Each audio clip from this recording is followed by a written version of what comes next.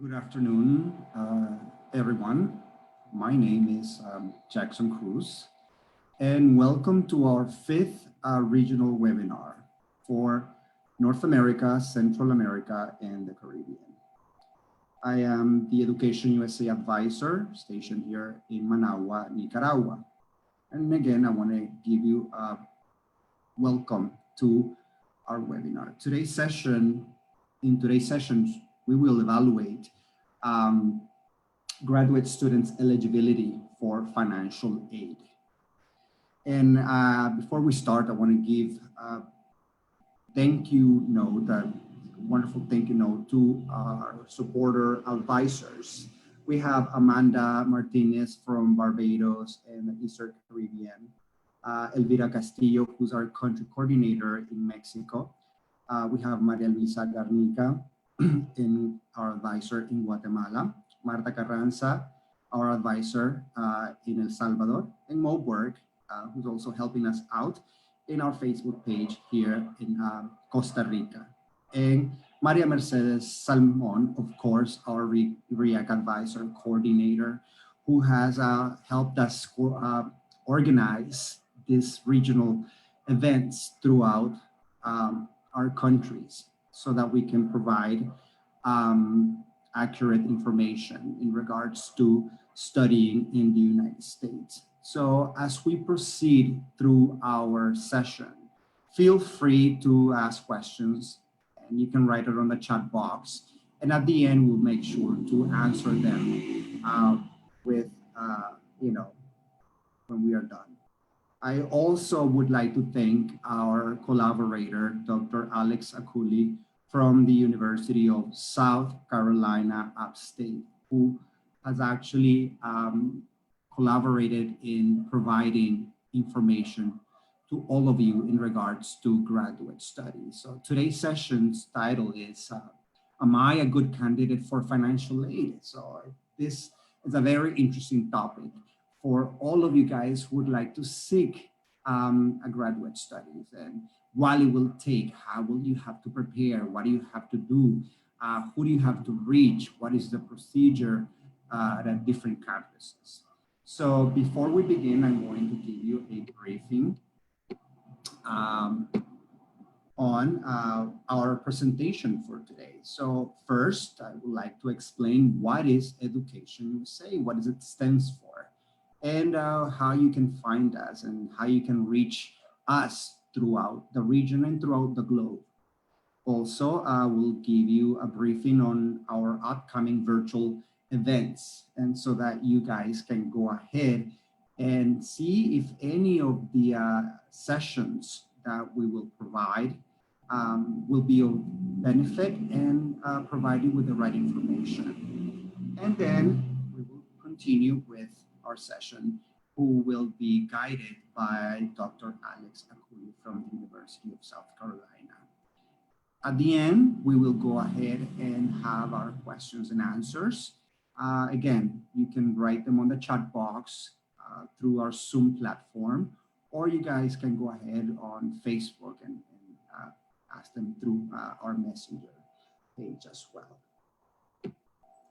All right, so first, I would like to know where you guys are joining us from. So we will go ahead and have a short poll, right? So just to give us an idea, where our audience is reaching us from.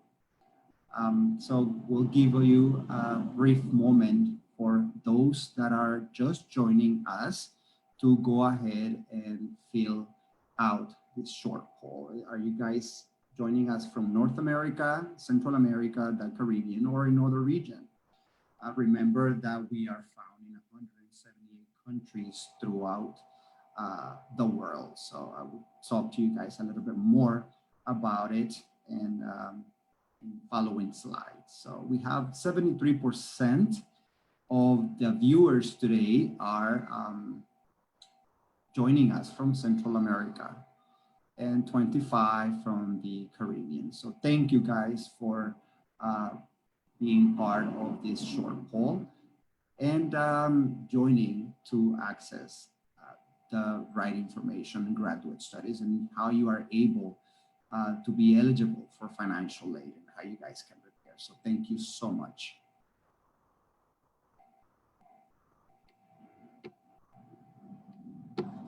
Okay, so what is EducationUSA? EducationUSA is a Department of State network. We have around 430 centers throughout the world where you guys can go ahead and reach out to our advisors in 178 countries. You can go to educationusa.state.gov throughout the search engine and find where these centers are located in your country or your region for more information.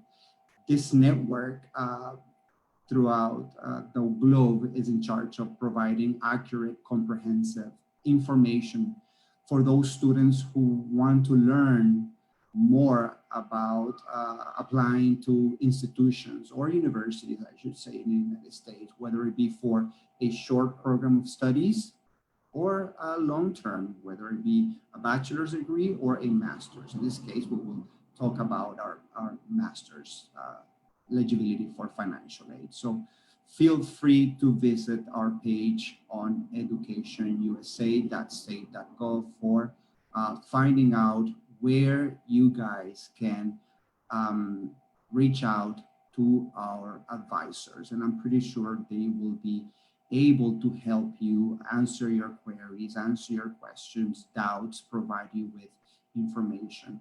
At this moment, our centers in some of our countries remain closed because of the pandemic of COVID-19. So we are delivering all of these virtual sessions to provide you with the right information for you guys to be informed and how to proceed and how to prepare. Remember that it could take from 12 to 18 months to be ready to find out where you want to study. There are about 4,700 universities accredited throughout the 50 states and of the United States of America. So you have to consider a lot of factors when choosing an institution, from location, for example.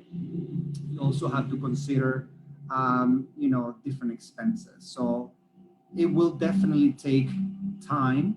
It will definitely take coordination and a lot of organization, especially when it comes to graduate programs. I also want to talk to you guys about our upcoming virtual events. We have an essay writing bootcamp organized by EducationUSA Chiapas and Tabasco. We also have an online study in 2020 by EducationUSA Barbados and Eastern Caribbean. So feel free to join us. The first one, the essay writing bootcamp, will be delivered on July 20th. You guys can go ahead and register and look at the information on EducationUSA Chiapas and Tabasco. And the online study in 2020 will be delivered on July 22nd. So feel free to register, feel free to reach out to any of our advisors throughout the region so that you guys can access the right information.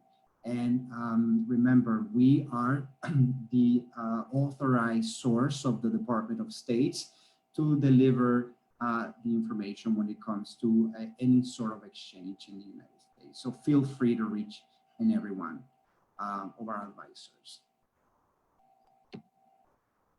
So now I have the pleasure of introducing Dr. Alex Akuli, for the Center for International Studies of the University of South Carolina Upstate, who will be talking to us today about eligibility for financial aid. What it will take, what do you have to do, all right? So I want to thank each and every one of the participants for joining us this afternoon. So with no further ado, Dr. Alex Akuli, the virtual area is yours. Well, buenas tardes, everyone, and It's a pleasure to be here with you. I'm going to try and share my screen so that we can begin our conversation today. Can you see this okay, Mr. Jackson? Yes, it's Great. fine. Well, big thanks to Mr. Jackson for hosting me today and all the colleagues at Education USA who do amazing work uh, during this, especially during this current time of COVID-19, where everything has to be done innovatively and has to be done through virtual rather than being in person, which of course many of us would rather prefer to be in person. So I consider it a pleasure to be here with you for this conversation tonight on funding sources and strategies for graduate studies in the United States. As soon as I can get my slides to go, um,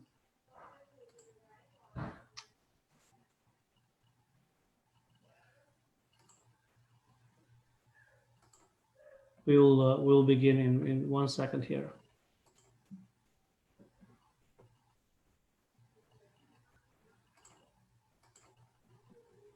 Here we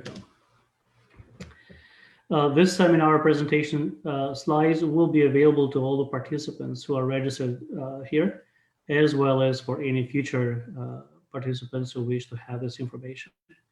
The perspectives that I'm going to share with you today, they come from over 10 years of professional experience in international education. And I will also mention that I once was an international student in the United States. I've lived here now for about 25 years almost, something like that. And South Carolina is a wonderful state where to live. The guiding questions that inform our conversation today are: how do students in their graduate studies in the United States fund their studies?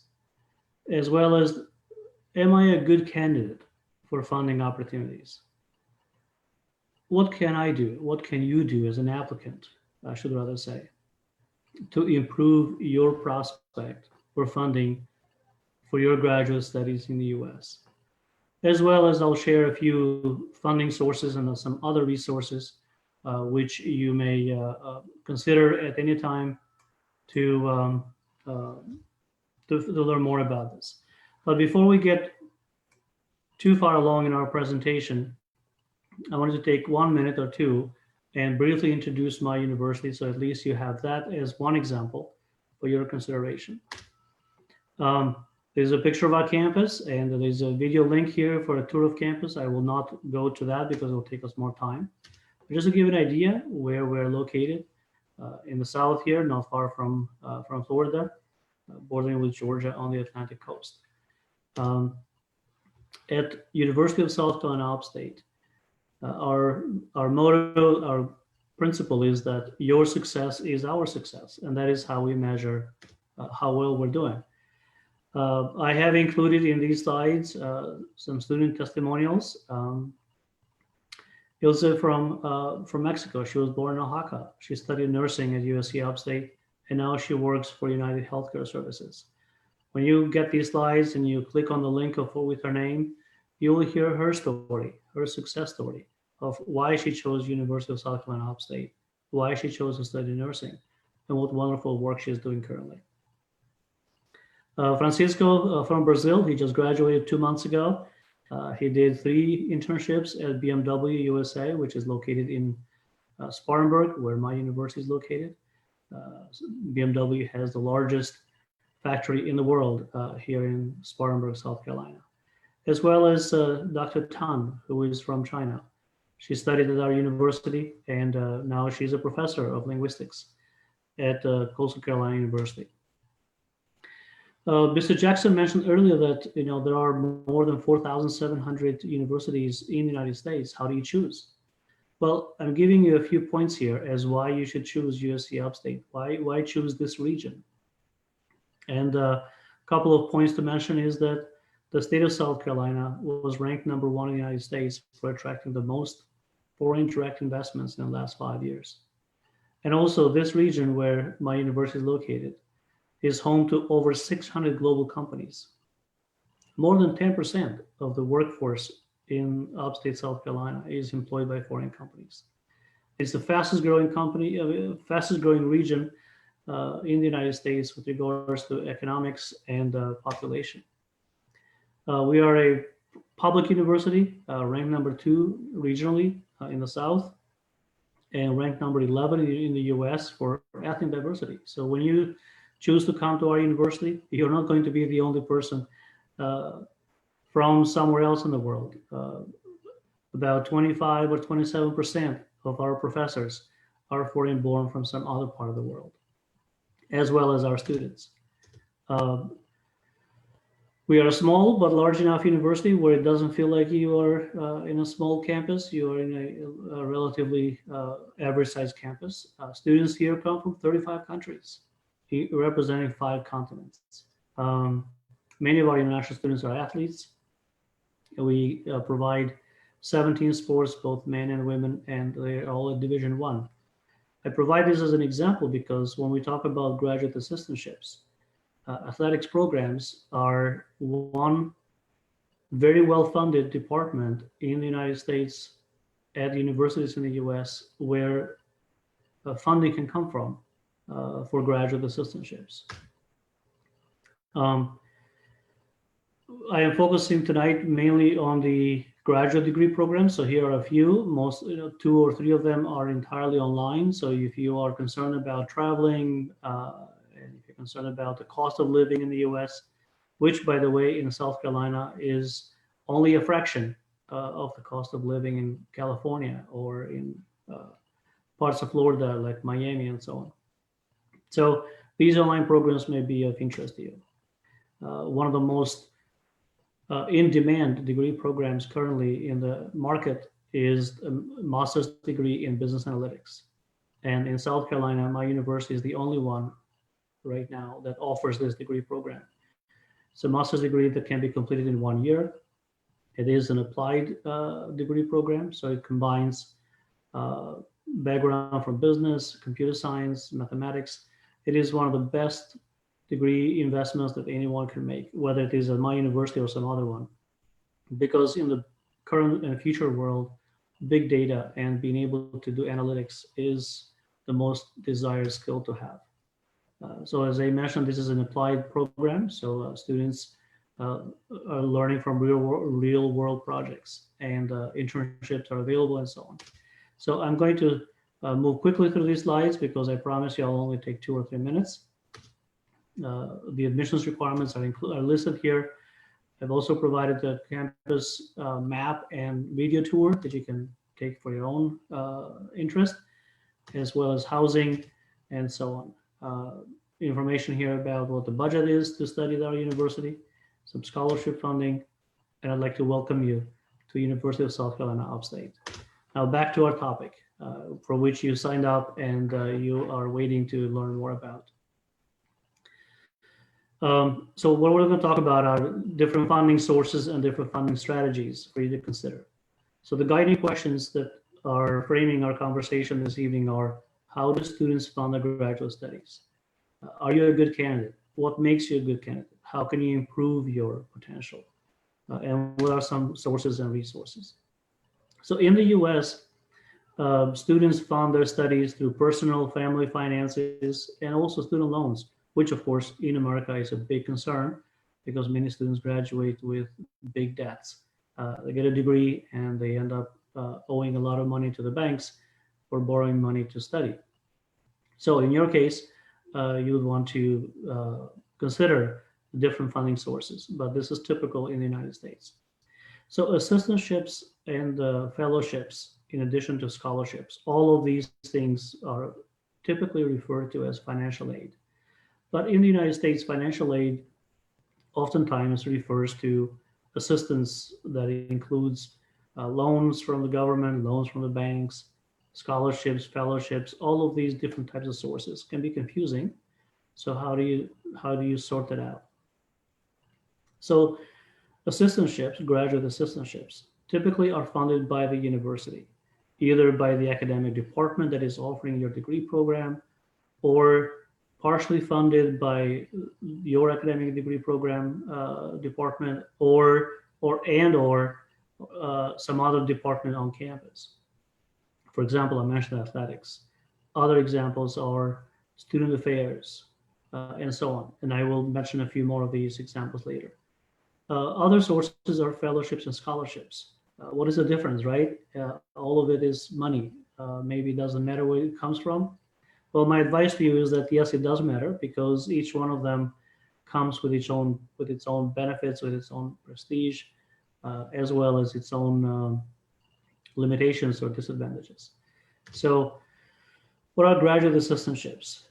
A graduate assistantship is funding that is made available through the academic unit or some other department to pay for either part or the full cost of study for a student in the graduate program at a particular university.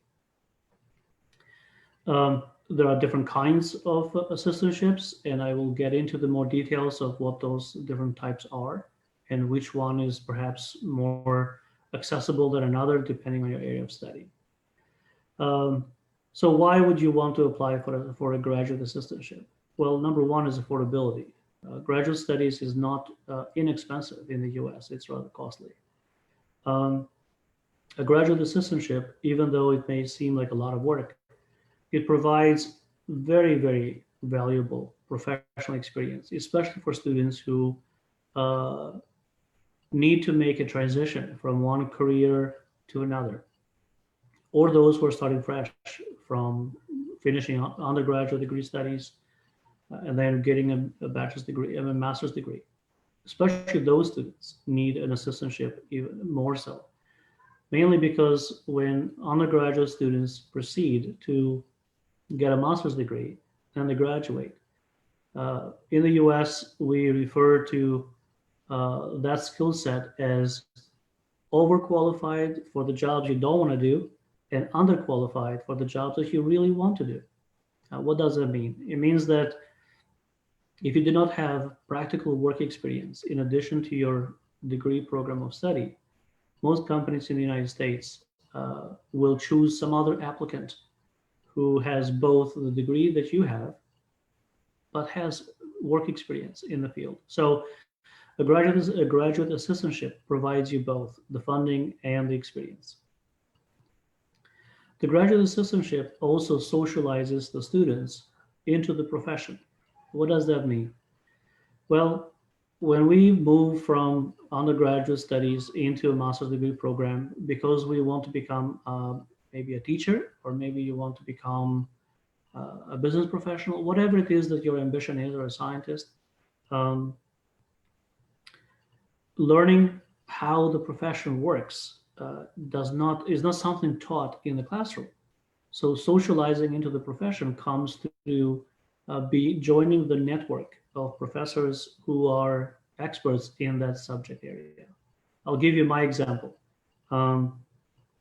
When I was a PhD student at Michigan State University, my objective was that I wanted to become an academic. I was working at the university at that time, but I did not have the experience with research and presenting at academic conferences and doing publications. So two professors in particular took me under their wing, as we say in America, basically became my mentors. So they invited me to join them in presenting papers together, research studies and academic papers at academic conferences, both in the United States as well as abroad in other countries. Well, for me, that was exactly what I needed, because I did not have that experience before. And when I graduated, the universities I was applying to for my job, that is exactly what they were looking for. They were looking for someone who had some work experience, which I did, and the academic degree program, as well as all these other activities, which are oftentimes referred to as scholarship, mainly to mean publications and presentations at conferences. So socializing to the profession does not come easily unless you're a graduate assistant. If you are not a graduate student assistant, you are looking from the outside in to what is referred to as a social network. You can still make some progress in it, but it's not going to be easy. the last point here I want to make is that graduate assistantships pave the way to get professional recommendations from your professors with whom you are doing either teaching assistantship or research and so on. They will be the persons who are going to write strong recommendation letters on your behalf when you apply either from a master's degree to a PhD degree program, or you're applying from your program of study to get into a job, into a career, or maybe you are finishing your PhD studies and you want to apply for what is called a postdoctoral studies or postdoc. These are all paid opportunities. So a professor who has only had you in class can only speak limitedly about your skills, your abilities. But a professor who has had you as his or her assistant can speak in detail. And those professors are connected to all the other professionals who you want to either be hired by or start working with. So graduate assistantship is a great investment, not only for the funding that it gives, but also for the experience that it provides.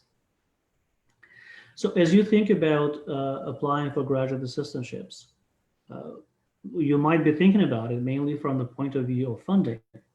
However, it is valuable for you to consider and understand why do universities offer graduate assistantships. If you understand the why, it'll help inform the way that you write your letters of application. It'll help inform the email communication that you will have with decision makers.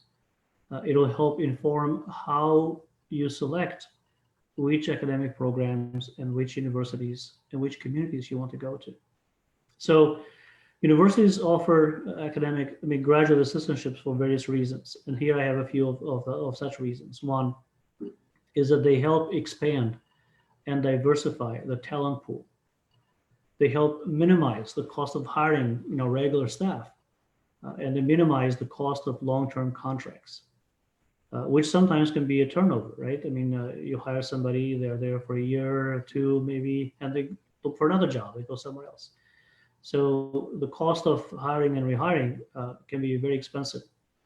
Through the graduate assistantships, the academic department knows that they are going to hire a dedicated, committed, very skilled individual, in this case, from other parts of the world, who is going to be with them for the duration of the academic program, whether that is 2 years for some master's programs or up 5 years for PhD programs. So it's a very important investment for the university, and especially the academic department that funds it. It is also an investment in cultivating new talent. So what does that mean? It means that academic units that offer these scholarships, these assistantships, they are investing in increasing their productivity.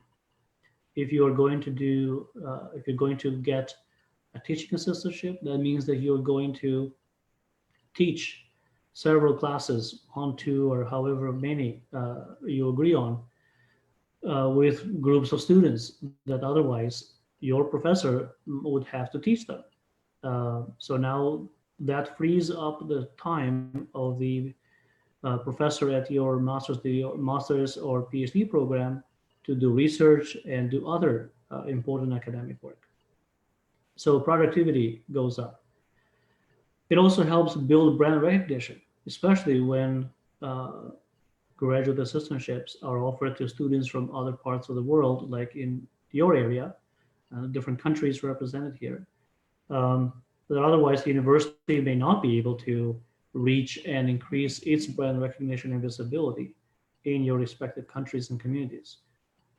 The universities know that, because when you are going to apply and be admitted, what is the first thing you're going to do? You're going to share that great news, excitement that you have with all of your social network in your communities. That is brand visibility and brand recognition. It also helps increase and expand market access.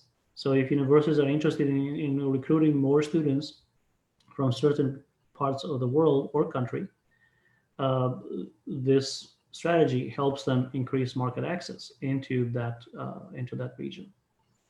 It also helps the universities strengthen rankings and ratings. Why? Because productivity goes up, brand recognition goes up, market access. All of these are factors that contribute to the university's continued success and progress with its own program growth and development.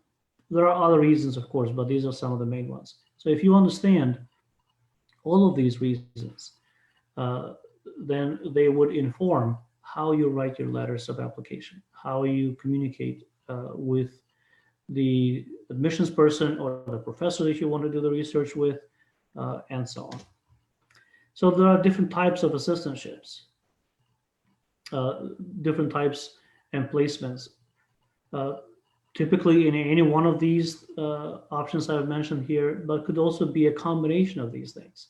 So it could be a research assistantship, which is typical in perhaps, well, it's typical in all academic disciplines, but perhaps more prominent in the STEM disciplines, the sciences, technology, engineering, mathematics. But it could also be in humanities, because humanities professors do a lot of research as well. Maybe not statistical one. Some of them do ethnography or qualitative research and so on. Could be teaching, where you are teaching undergraduates, or if you're a PhD student, graduate assistant, you could be teaching master's degree level students as well. And some of this teaching is done either at the academic department where you are going to be an assistant, could be shared. You could be doing teaching a class in one academic department and another one at another one, depending on the funding sources and how that is split. I mentioned earlier when I was introducing my university athletic programs, Division One, which is what my university offers.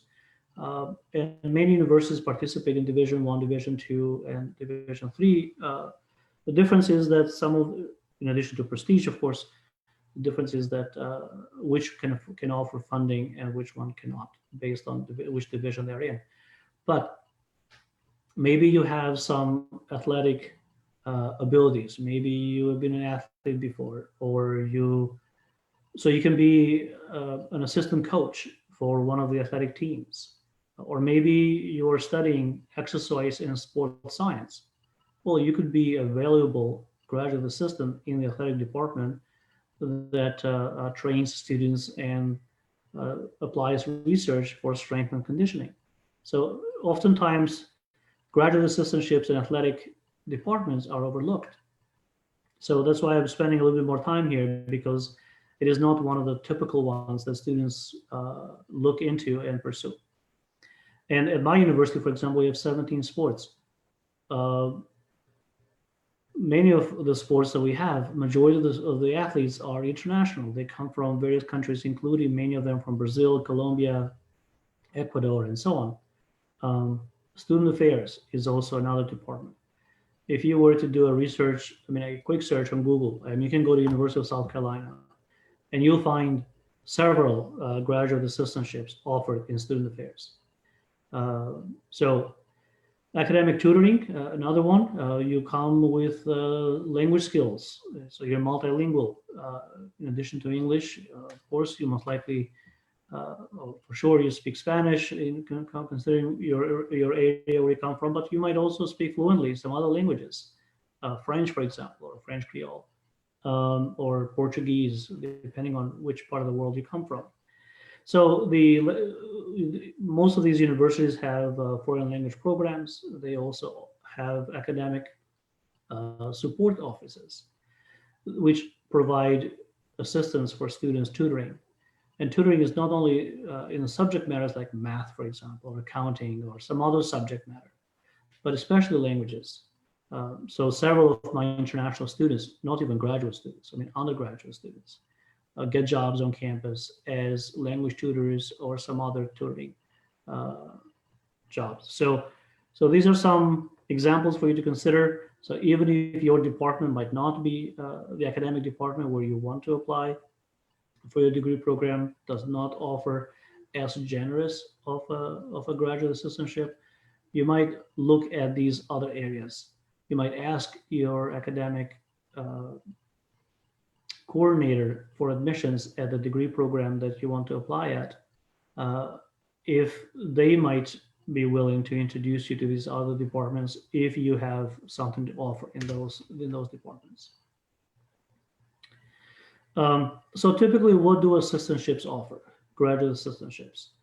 So they offer funding which pays for tuition, so you don't have to pay for tuition.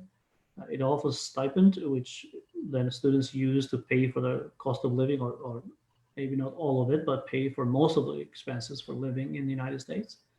And those stipends range from $12,000 to $25,000 a year, which is not a lot of money, but it's very good money. Now, these are the typical ones. There are exceptions to this. Some may offer higher, and some may offer much less than $12,000 a year. So it depends. It varies a lot by the university. It varies by the academic department, the degree that is offered, how much demand there is for those degrees. So, for example, if you are interested on a PhD program in English, well, the demand for those programs, there are a lot more students for those degree programs than there are funding available. But if you are looking for sciences or business, like business analytics, for example, then the proposition changes. You have a lot more access to resources than that. Sometimes these assistantships will provide housing.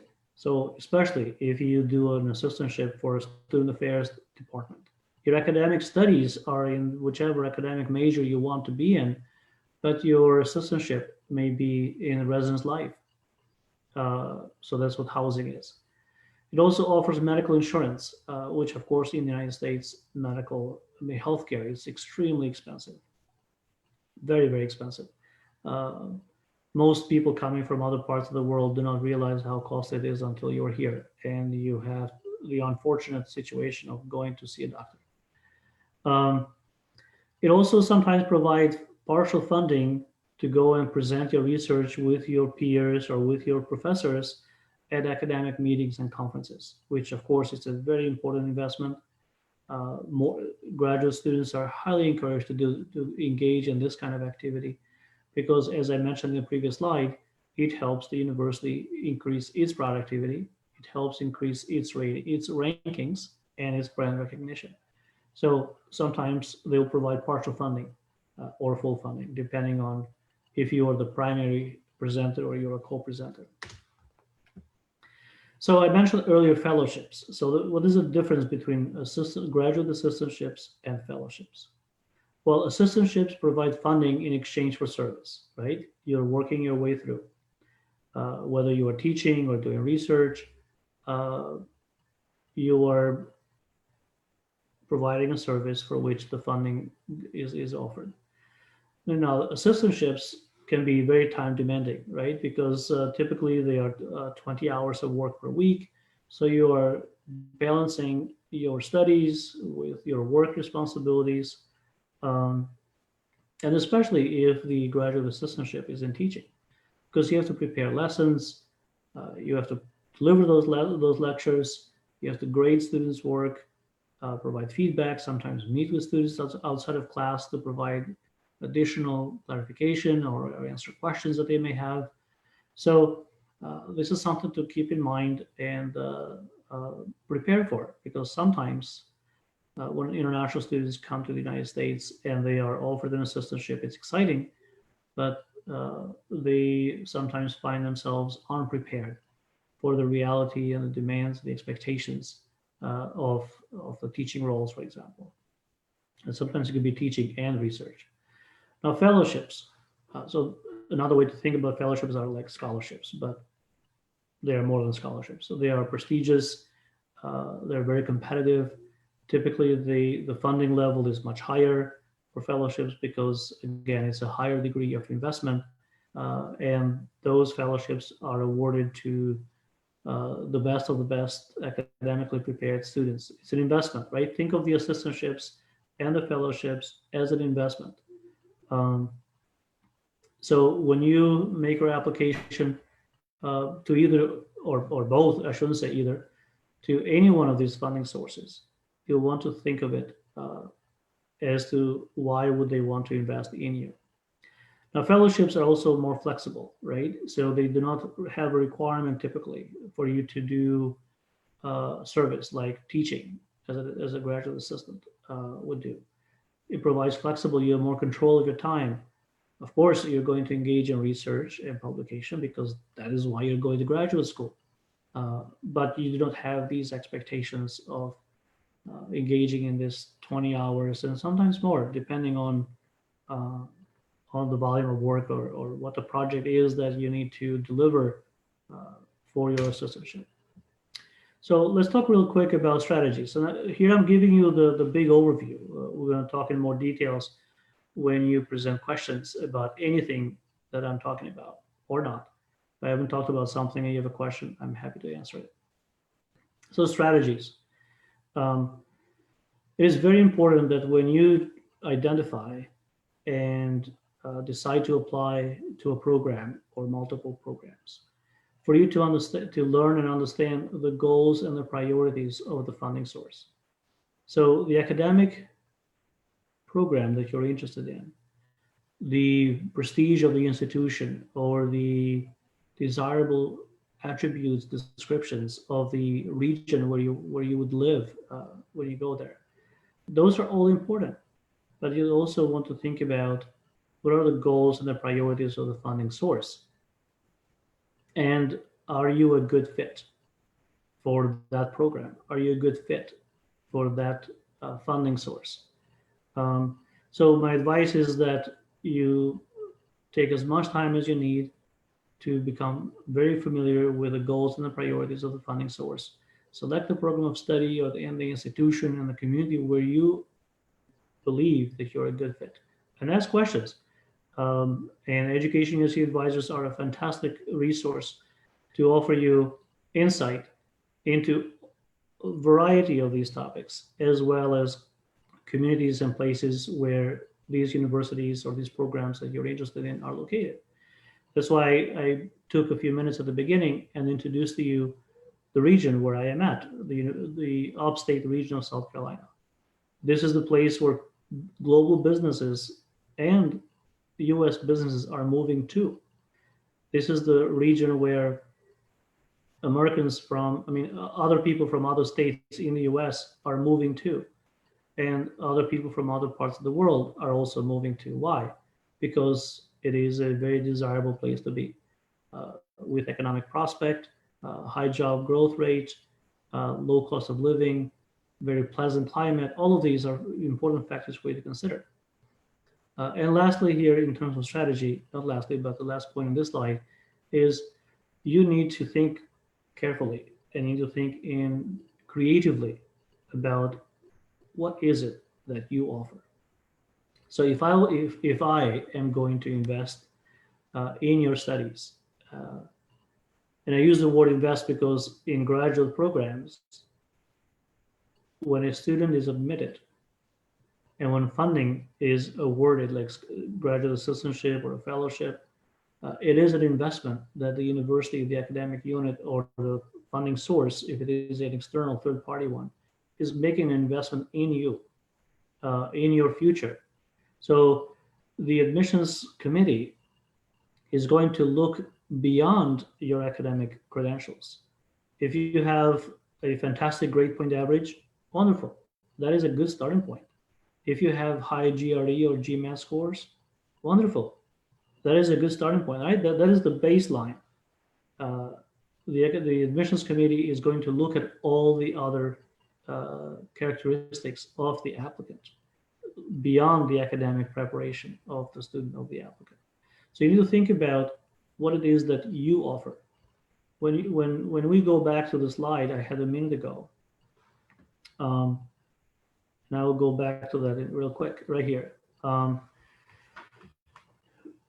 You need to think about how it is that you're going to help this university or this academic program department increase their productivity. And you need to demonstrate that you have done this before or that you can do this if you're admitted. How are you going to help increase productivity? Well, maybe you have experience being a successful salesperson.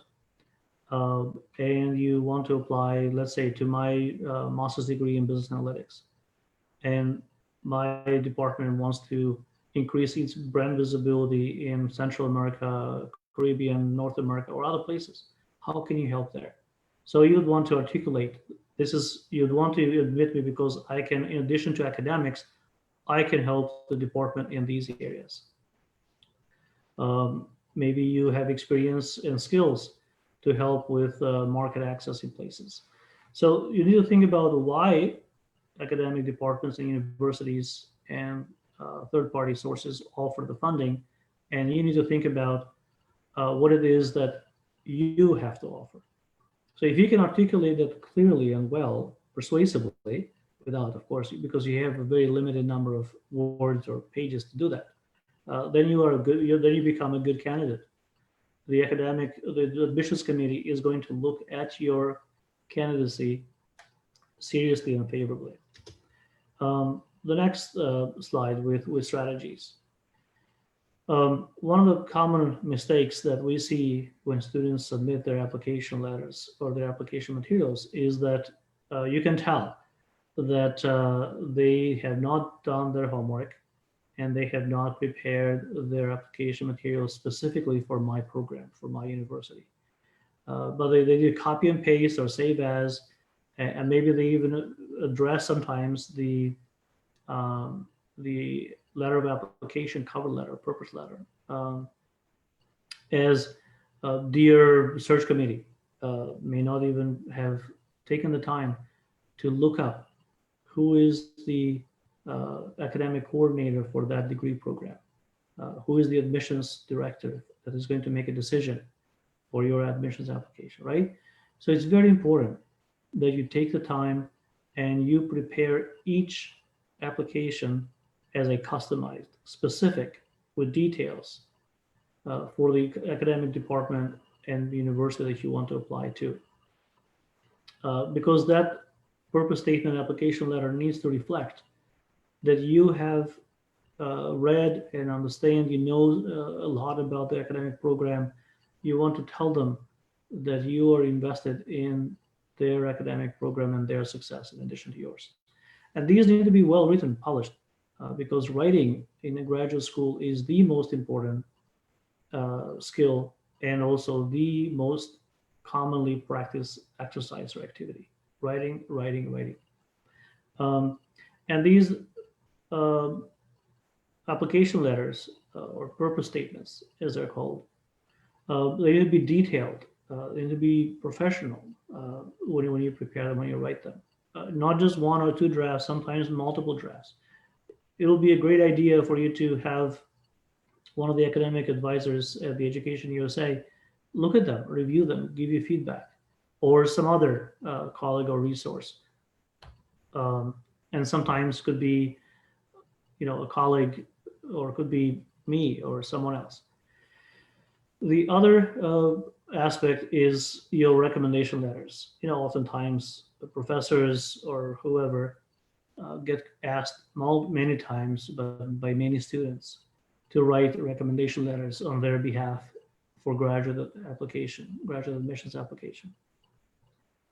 And most of the time, professors are kind. They want to support all the students, but they're also limited in terms of how much they know you, how much they can say about you. So it's very important that you select carefully who it is that you want to write those recommendation letters for you. So you'll want to inform them as to which program they're going to recommend you to. They need to have some understanding about the academic program that you are interested in. You'll want to provide them the name of the admissions director or the academic program coordinator who coordinates the admissions at the academic program where you want to apply to. So it is a customized recommendation letter. They are writing to a person, not to a department. Making those connections through the letter of application, through the recommendation letter, is critical from the very beginning. And also, you'll want to maintain regular and professional level communication with the decision makers. I get emails from my students frequently, without being even the proper address. For example, what I mean by that is, like, they will get right to the question that they want me to answer, or or a problem they're having. They don't even stop to say, "Good morning, Dr. Akuli. This is name so and so. I'm writing because I need help with this or that." Right? You want to personalize and make these communications professional. I know that this sounds a little bit crazy in the time when everything is through text messaging and brief, using emojis and acronyms and whatever. Uh, this is different. I mean, this is professional communication. You are communicating with senior professors and academics who have a very different background and orientation than sometimes current generation of young students. Um, and they have that expectation. They will look at your communication as part of your application. The way you present to them through your email communication will be screened or judged almost the same way, if not more, than your letter of application or your recommendation letters. Why? Because email communications are more authentic. They are more current. More, oftentimes, students don't prepare multiple drafts of an email before they send it, right? So when it comes to me and I'm reading those emails, it tells me more about you as an applicant than perhaps your multi-draft and times edited letter of application. And we all know that recommendation letters carry a bias anyway, because, after all, you chose who you want to speak on your behalf. It wasn't anybody that I picked, right? So important to maintain a regular and professional level of communication. You don't want to come across as pushy, as demanding, unprofessional. All of these nuances will weigh in on the decision of who the academic unit wants to offer a graduate assistantship or a fellowship.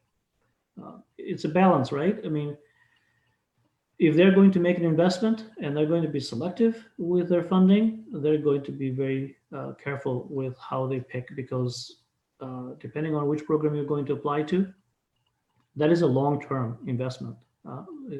If it is a PhD program, most of these universities are looking at 5 to 6 years, a minimum, right? Or average 5 to 6 years investment financially, as well as if they invested in you and offered you the opportunity to study in their department, that means that they did not offer it to someone else. And many of these universities, especially the big universities, receive 10, 100 times more applications than they have funding available to. Now, if you're going to pay your way through for all of your studies in the US, that changes some of these dynamics a bit, but even so. So some examples of funding, because we are getting close in time here. Of course, you might have heard about Visiting Fulbright Students Program. This is funded by the U.S. Department of State, which also EducationUSA is part of the U.S. Department of State network. So Fulbright is prestigious and also fully funded graduate programs, master's level, as well as PhD programs in all fields, arts, humanities, STEM, you name it.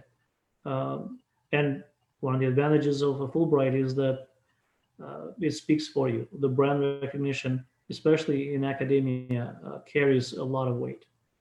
I've included the link here, and we can talk for a long time about the various Fulbright programs that are available. This is an area that I advise my professors and my students about for going out into the world. And I'm also the president of the South Carolina Fulbright Association. So I know a few things about Fulbright. Another resource I gave you here as an example is Pathway to Science. These are fully funded programs, including both short-term, like summer programs, as well as degree programs, whether it's a master's program or otherwise. And I've included here just two examples, but when you go to the website, pathwaytoscience.org, you will see in the resources page a long list of different scholarships. You'll want to filter, of course, by which types of scholarships and funding sources, fellowships, and so on are available to international students, because not all of them are, right? So that's a way for you to filter these through. Some resources, in addition to funding, there's also resources like EducationUSA advising centers in all of your countries, as well as other countries. GoGrad.com. This is a great resource. It offers academic support for graduate school applications. It also provides a variety, it's like almost like a database that provides financial aid sources where you can search by academic discipline, level of study. I think it also provides option to filter by what part of the country you are interested in. It also provides resources for preparation for graduate exams. I know that some of the Education USA advisor centers offer some of these training courses and resources too. So you want to start there, make good use of that as well. But this is just one more example. HigherGrad.com is also another great resource. It provides tips for getting a graduate assistantship, how to think about your application, how to think about selecting where you apply, and so on. It also offers writing resources, right? There are so many samples and examples of successful letters of application, right? That is one of the in my experience, that is one of the more stressful parts of an application, I think, sometimes for students. Because how do I write the letter of purpose or purpose statement, letter of application, in a way that tells my story, but at the same time, it catches the attention of the reader in a way that is going to be favorable for me. So this resource, highergrad.com, provides writing resources and samples from various universities that have made them available. So I strongly encourage you to utilize these resources and ask a lot of questions. Taking the time, not rushing through the application process is critical. And I would also suggest that you group your universities and academic programs that you want to apply to. You'd want to have your first top 5 that you would really like to be admitted into, and then you'd have the next tier, like tier 1 and then tier 2, and make your list of what I call non-negotiables, right? Which aspects of your experience in the graduate program you must have, and which ones you can negotiate about. Like, yeah, I can give up living in a big city for going into a small town if the university is a strong university, the academic program is highly accredited, and it offers good resources for you and good opportunities, career opportunities, right? Because as an international student, you will not only have access to the academic program and the teaching assistantships and so on, you'll also have access to continuing to live and work in the US as unless the government here in the US changes the program, but called post-degree completion optional practical training or curricular practical training, right? These are work experiences, paid work experiences outside of your academic program. Whether it is working as a consultant or as an adjunct instructor at one of the other local colleges or universities, in addition to yours, as a curricular practical training, right? So the communities where your university would be located, you'd want to look at which resources, other resources do they offer in addition to the academic unit. So make your top list of 5 universities, or however many, but the more you exhaust yourself with a large list of universities to choose from, the more you're going to forget or get tired of writing and rewriting and keeping up with the communication from each and every of these academic programs that you apply to. I'm going to stop here because you might have questions about anything I've said or not. So I welcome your questions, and thank you for your attention as we worked through these talking points. Mr. Jackson. Thank you, Dr. Akuli, for such an insightful presentation on this important topic of acquiring financial aid on a graduate level. And yes, we do have a few questions from our viewers, so I will go ahead and ask them directly. So you mentioned, student Road, you mentioned GRE and competitiveness. How important is GPA for the admission process for graduate studies? What if I don't have a competitive GPA? So graduate admissions, well, there are two kinds. We need to separate master's and PhD programs. Even oftentimes they are referred to as graduate programs, graduate studies, but they the expectations and the return on investment is different for either one. So depending on the university that the student applies to and the academic program, the more prestigious the university, the higher the number of applications that they receive. So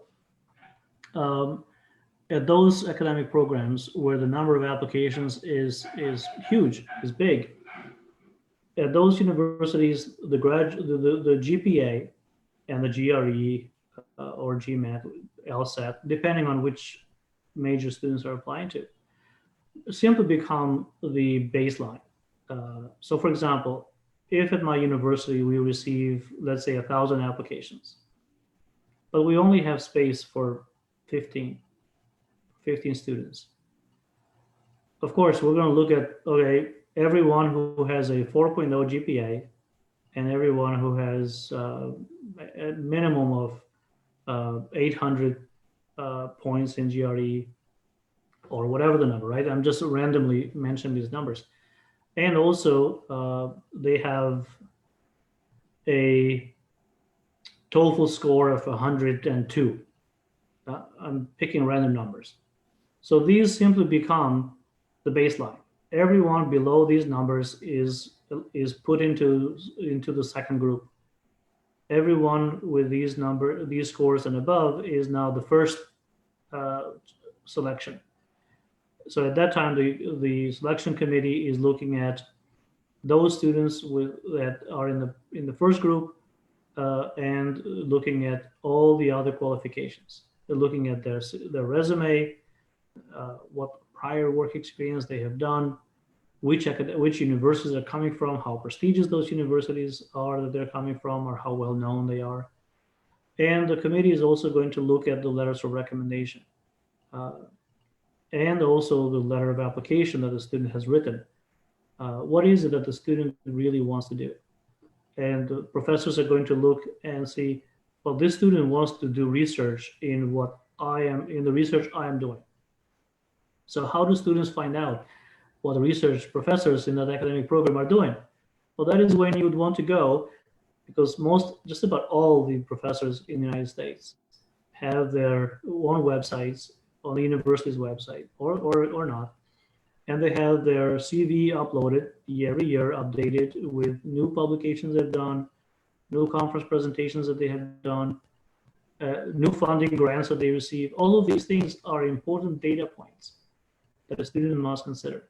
So I know I branched away from the GPA and the test scores, but that is to say that choose your universities where you want to go carefully by thinking first, what is it that you have to offer?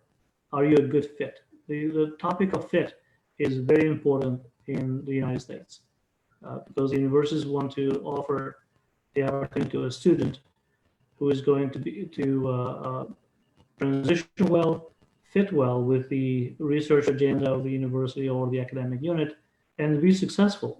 Universities do not want to have a graduate student especially, fail and not graduate or not succeed. So that is why we refer to it as an investment. Excellent. Thank you so much. And you touched on the next question.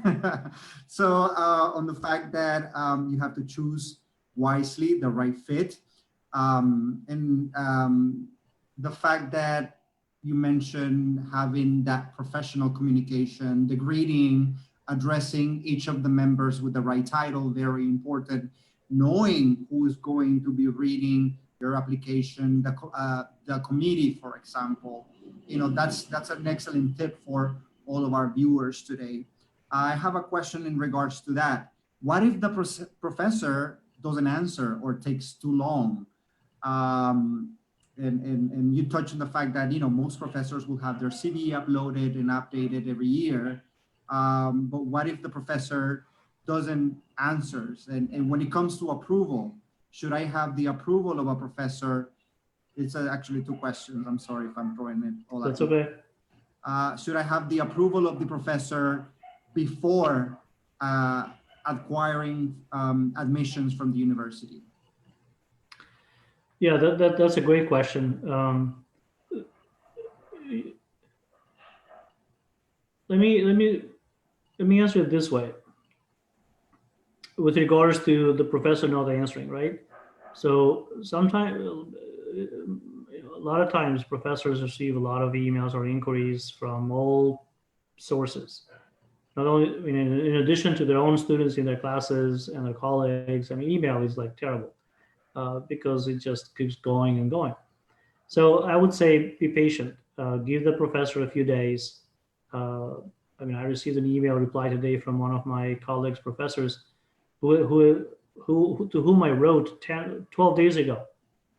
That is not common, but it can happen. So what time of the year are you writing? So for example, if you write to a professor now, during this month, for example, in the summer, most of them are not reading emails. They are doing their research, they're preparing classes for the next semester, because they are not on contract, as we call it here. So the time of the year when you write matters. If you write to them between like after middle of June until middle of August or end of August, not a good time for such solicitations. So you prepare your application early. Best time to work on your application for the next academic year is, if you're an early planner, you'd want to do that like April, and like last April. Why? Because those professors will then introduce you to some of their resources. If you have not made up your mind that early, then start writing to these professors like in September, October, because the next cycle for decisions for funding will be made by sometime early January. Some universities make those decisions earlier, like December or November, but most of the time graduate schools make their decisions for funding in January, February, for the following August, that is. So I wouldn't send them an email every day, and I would not, or every other day, and I would not write your emails as like, I wrote to you 2 days ago, why don't you reply to me? That is a bad strategy. Right. So that was one question. You had another part of the question with regards to writing. Yeah, you answered within your question already. It says, should my statement of purpose be aligned with the professor's research? Or how important is this, for example? Well, your other part of the question before I answer this one was, do I need to get approval from the professor first before? Yeah. Right. So in the United States, the way it works with graduate admissions, at most universities, I should say, is that the students are applying to the graduate program and the university. So it's a two-part application. So if the academic unit makes you an offer, the university will admit you, but not the other way around. The university will not admit you if the graduate degree program has not admitted you. So this is where the United States differs with the United Kingdom and in Australia, because in the United Kingdom, for example, the first approval or invitation comes from the professor who is doing that type of research. In the U.S., that's not typical. In graduate programs like masters, for example, or graduate PhD programs or masters, it's the academic unit, either the coordinator who then facilitates the application process with the committee, and then once a student is admitted, then that student is assigned to a professor that best aligns with their research interests and skills and things like that. So I wouldn't worry too much if you did not hear back from one of the professors that you're really interested in his or her research inquiry. Focus on communicating regularly, professionally with the coordinator for that academic degree program, or the director of that master's degree program. They can be called coordinator or it can be called director. If you maintain regular professional communication with that person, your chances are better to make progress through the application process. With regards to the purpose statement, the application letter, that is where you will want to be deliberate as to which lines of research, which research is exciting you. Like, why are you applying to this academic program? There are many academic programs. Why this one? And my advice for that is to diversify. Diversify your interests that go beyond one person. Because if your hope is on that one person picking you, you have narrowed your chances very, very, very significantly. So my suggestion is that you review more than multiple professors' research, and you want to express interest, not so dramatically different, but related, but more than one. That's how you increase your chances to being admitted into the program, because then the director of the program or the coordinator for the admissions committee for that program is going to say, well, we can admit this person, and if it doesn't work with Mr. Jackson, as his or her advisee, mentor, it might work with Dr. Akuli or one of the other persons, right? So it gives them the department flexibility. Excellent. So flexibility, diversified, excellent answer. Thank you. So it goes in hand with a question that says, if I meet a professor doing field work and he or she encourages me to apply and mentions he could give me a scholarship or assistantship, what is the way to follow up on this? And how serious is this commitment? So it's tied up to maybe the first part a little bit, I guess. Yeah, no, that's a great question. And many professors from the United States travel all over the world, and they do field work and or for holiday vacation, various places. So that is your best resource. If you have met somebody inside the organization and has been that generous with offering without necessarily making a contract or commitment, that is a great resource. So you'd want to follow up with a person in a professional way, where you would express how wonderful it was that you'd met, and whatever you want to put it in context. You want to put in the subject line of your email, the context of your email, because he or she might not remember, or the email might get lost in the volume of email. So if it stands out in the subject line, when I'm scanning the list of emails that I get every morning when I open my computer, I'm looking at to all the emails, which ones I'm going to read, prioritize. So if you in the subject line you reference that you met someplace somewhere, and then make it personable, because now you have a personal connection to that person, without, of course, coming across as demanding and without coming across as high needy and so on. You do not want to come across as like you're now holding them to accountable. Like you promised to me that you're going to do, right? You don't want to do that.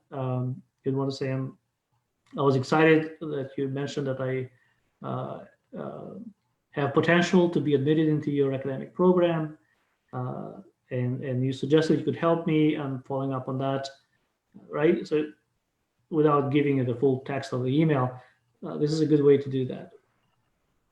Okay, excellent. Thank you, Dr. Puli. So it may be tied also to this question. Should the professor, you may have mentioned it, that there's a two-way process. Is the department, and also you have the admissions, which will grant you the acceptance letter. So should you get the professor's approval first in this case?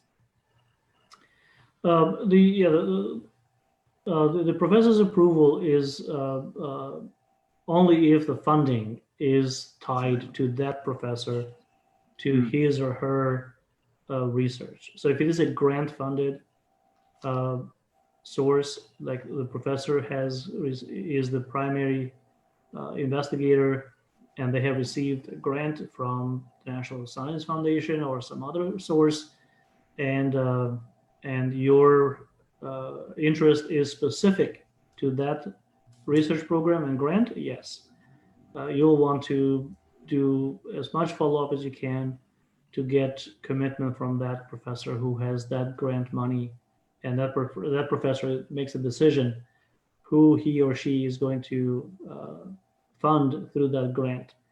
But if it is not grant funded, then it doesn't matter. You don't. I mean, you can communicate with all the professors or any other professors in the academic department. It's fine. It's actually a good idea, because you're building relationships from within. But if it is not a grant-funded opportunity, then invest in more of your time and intentional outreach with the academic coordinator or the director of admissions, whichever applies. It's a useful strategy. Okay, thank you. So I have a question here from the audience. When is the right time to apply for financial aid? Most websites say I have to wait to be admitted to apply for a scholarship or assistantship, but my advisor says I should apply for funding at the same time as I submit my application. What would be the best strategy? Yeah. The way that funding is allocated is the universities are academic units or universities, depending whichever it is that is going to make a decision, is not going to make a funding decision before they make an admissions decision. They're not going to make a commitment to any applicant who just inquires without first reviewing the complete application from every applicant, so they can make a decision as to who are in their top tier. Like I said before, if I have 1,000 applications and I have spaces for only 15, I will find first the best 15 applicants. I will find the second next 10 applicants, because sometimes not every one of the 15 that I selected is going to accept my offer, because the students might receive an offer from some other university. So universities are competing with each other for the best students. So you too have choices. Even if two universities make you an offer, you are going to choose which one you're going to accept based on your list of non-negotiables, which I mentioned earlier. You are going to have a list as to, well, if University of South Carolina Upstate makes you an offer, but also University of Chicago makes you an offer, you're going to say, oh, South Carolina, Chicago, which one is more prestigious? Maybe I like big city. Well, then Chicago, right? So students have choice too. And the universities are not going to make a financial decision before they have made an admissions decision. Oh, wow. So best time to apply, early. All of these universities have application deadlines. Best strategy is apply early, because when you apply early, you have time to have follow-up communication with the coordinator, the director of admissions, or other parties at the university to confirm that they received your application, to confirm that all of your recommenders have submitted their letters of recommendation, and also to offer. Uh, I would suggest that you offer to meet with them through Zoom, like have a conversation, an interview. Most universities are not going to ask for that, but if you offer it, they might take you up on it. They would say, "Sure, like to meet you. Why not?" If you are in their top list, right? So apply when you apply early, you have control of how much follow up you can do before, of course, they start making decisions. Thank you, Dr. Akuli. I have one here in the chat box. I'm going to go ahead and read it. I have a question. Can you please tell us more about additional tests that international students need to present besides the TOEFL, IELTS, others like the GRE or similar? So you mentioned GRE obviously being competitive in that in school. Well, this year is actually a good and a bad year when it comes to tests, because many universities have abandoned their GRE requirements or GMAT requirements or LSAT requirements, because many students just cannot take those tests because of COVID-19. So any student who doesn't want to take those tests, now is the time to apply and get admitted before those requirements come back on. But it depends on which degree program you apply for. Some universities or academic programs are going to require either a GMAT or GRE. If you apply for an MBA, they're going to be more about GMAT, but sometimes they provide flexibility. If you're applying for legal, they want LSAT for law school and so on. So it depends on which academic program you're interested in. But every university is going to list which type of tests they require. So I don't worry about taking as many as you want to take. Just take the ones that you need to take. And some universities say that they are willing to waive the GMAT or GRE requirement if the student, for example, has a certain GPA, or if the student comes from a university that the academic program coordinator or the admissions director, knows that, for example, if I graduated from UCLA, why would I want to show you that I can do the work at some other school? So some academic programs make those exceptions on a case-by-case basis. Thank you. Another question here from our attendees. Is it harder to get an assistantship for a master's degree rather than for a PhD? That's a great question. It depends, and I know it's a terrible answer to offer. It depends on the academic program, and it depends on the university that you are applying to. And it depends on what the needs and the strategies of that academic program are. So when I mentioned earlier about why do universities offer graduate assistantships, that should provide you insight as to how you negotiate, because some universities that offer master's programs do not offer either any or as generous graduate assistantships as others do. So most PhD programs in the US offer graduate assistantships. So that is more of a common feature than not offering. But master's programs, it varies. So if you identify a program, for example, that you really are interested in, like I'll use my university. So right now, if you go to our university's admissions website for the master's degree in business analytics, and you're looking for information about graduate assistantships, you will not find it. Why? Well, this program is brand new. We implemented it 2 years ago. We are the only university in South Carolina, in the state of South Carolina, that offers it. So the graduate assistantship program is under development. So if you wrote to Dr. Gupta, who is the director for the master's program, and you said, here's why I want to come to your university. I understand that you do not offer a graduate assistantship, but this is why you should consider offering me a graduate assistantship. This is what I can do for you and for your program. I can help increase your brand visibility, and I can do this or that and other things for your market access into, I don't know, Mexico, or mention whatever country you can help with. So go back to what we talked earlier as to what do you have to offer? Because even if it is not there, doesn't mean that it cannot be there. You can be entrepreneurial. You can create your own funding pathway. That's what I did when I went to college in the United States, and when I went to my master's degree and so on. Think creatively for what it is that you can do for them that they are not getting from all the other applications. So it is true that many master's degree programs would not offer a full graduate assistantship. They may offer partial. They may offer a combination of scholarships and assistantship. Or they may not be able to offer stipend for cost of living, but they might offer you tuition. They might cover tuition.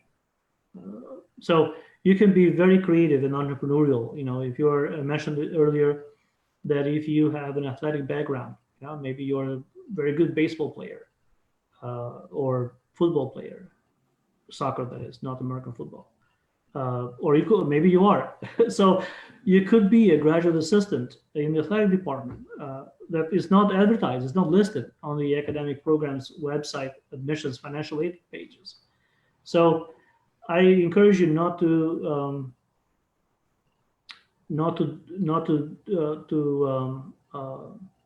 rule out some of the programs that you may be interested in because you have friends or relatives who live in that community, but the university, local university or college there doesn't have a very good financial aid package. You can be creative and make your own pathway. You know, academic departments, especially, like I can speak for my own, they value that and they appreciate that. So don't be hesitant to propose something that they are not advertising. Something that they have not considered, maybe. Right. Well, they might have considered it, but the process through which they can do it is more complicated than, you know, like for example, value. This is all about value proposition, right? Value added.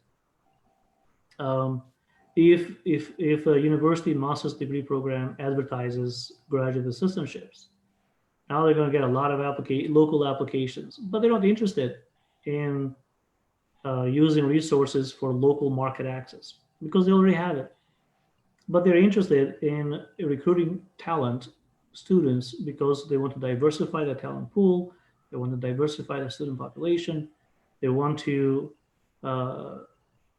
utilize the students' social network from where they come from, like another country, so that they can continue recruiting from that country talent and future students. So if that describes you, you might have an idea to propose why you should be the one to be offered an assistantship that may not even be advertised. Thank you, Dr. Alex. I have a question in regards to the sports assistantship. What division should the university be in order for them to provide financial aid? Well, that is a two-part question.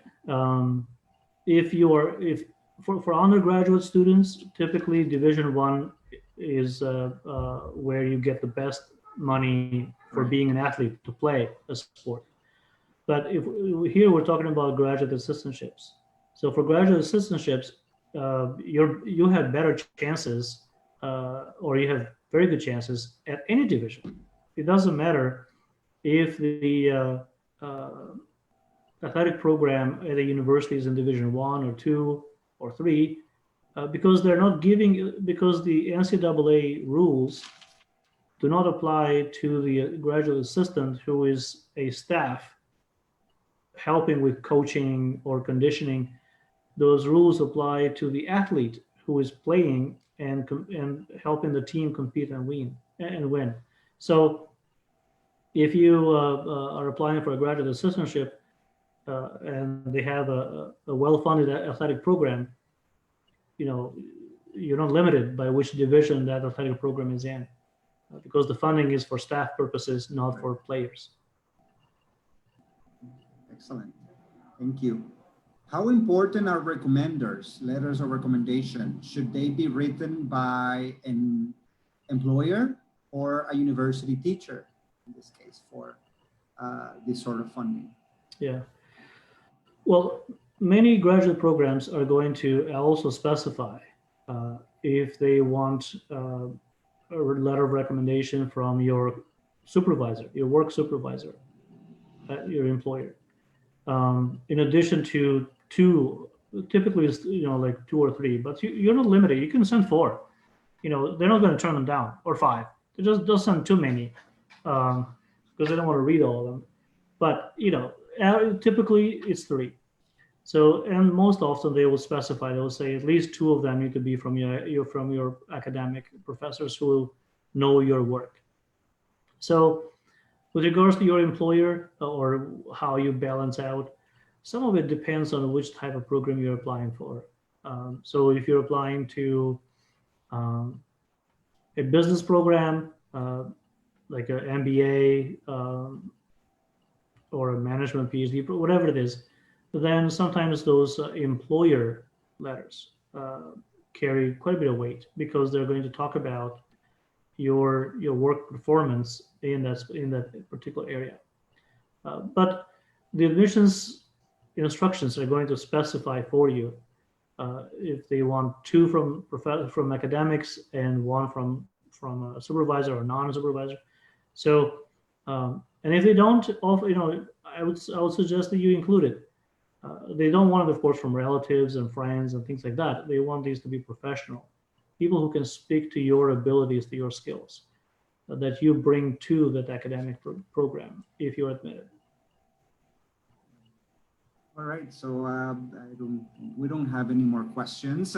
You have pretty much cleared it all. Thank you so much, Dr. Akuli, for such a wonderful and insightful session on this theme that it appeals to a lot of our advisees from all over the region when it comes to graduate studies. And again, it has been such a wonderful session. I think you cleared up a lot of their doubts and questions that they may have. And again, as you mentioned, be resourceful. And also, there's also EducationUSA that they can reach out for a lot of the resources that we have available. We are a free advising service. We have our main page, educationusa.state.gov. We are present in 178 countries, and we are here to help you. Yeah. And yes. Well, my concluding comments and thoughts to share with your audience are this: when I was working in my first full-time job at a university, and I was looking for which PhD program to apply for, I had a conversation with one of my colleagues, a professor in the marketing department. And I asked him a question. I said, "No, you have a PhD," I said, "from Indiana University, very prestigious academic program." I said, "Why are you working at this university?" And he said to me, he said, "Alex, you have to think about it," he said, "as being a big fish in a small pond, a small lake, or a small fish in a big lake." So that is interesting. What he was trying to tell me is the idea of fit. It's like, where do you have more to offer and you can be most competitive with your skill set? That is where you get the best value for your skill set. Sometimes international students, I see this all the time in my work, they are chasing the prestigious brand, which everybody else is doing also, which is fine. There's nothing wrong with that. If you want to chase that and you are ready and you have all the resources, including your academic preparedness and everything, to compete in that space, go for it. But if you want to strategize and say, I can get a lot more for my time and resources, because you're going to spend some money even if you get a full assistantship. And I'll get more mentoring and more opportunities if I go to this other place where my competition is not so strong, right? So always think about your competition. So it's always wonderful when students feel very confident and they want to go for the top universities, the top academic programs. Absolutely, do it if you have all the resources to compete in that space. But be prepared for for disappointment, possibly, because you also have to think about what does your competition bring to the same application process. So not everyone is going to be admitted at Harvard and Yale, and not everyone is going to be admitted at Michigan State University where I was. It is fine. So strategize is my advice. Find the right fit where you are going to feel like you can make a contribution, and the department and the community is going to invest in you and your success. And choose the community location, right? Choose a location based on what other resources are available to you at that location by way of life, internship, career, job opportunities, those things that are not necessarily upfront in the admissions application process, because in the admissions application, information is all about the academic program, the wonderful research and publications that the professors are doing, and all of that. Fantastic. So think about it. Big fish in a small lake, or a small fish in a big ocean. Wherever you feel like you can thrive, go for it. However else I can help, write to me, international@uscupstate.edu. Thank you again. Thank you, Dr. Akuli. It has been wonderful. I want to thank each and every one of the participants today for your questions today. And feel free to contact any of the Education USA advisors in your countries. Remember, educationusa.state.gov. You can find it in the search engine where your nearest center. Thank you so much again, Dr. Akuli, to my supporter advisors from Costa Rica, El Salvador, Guatemala, Barbados, REAC, Mexico, for allowing us to reach out to all the countries and providing accurate information.